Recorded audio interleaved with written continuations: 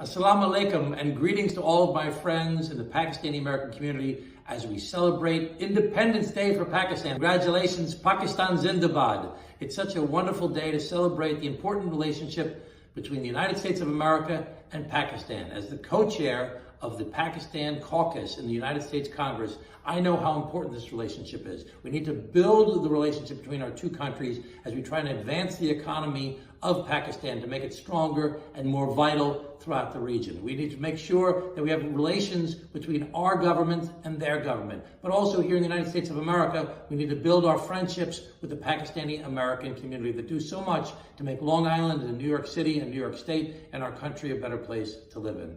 So greetings, happy anniversary to all of my Pakistani American friends, and wishing you all the best. Pakistan Zindabad. Shukriya.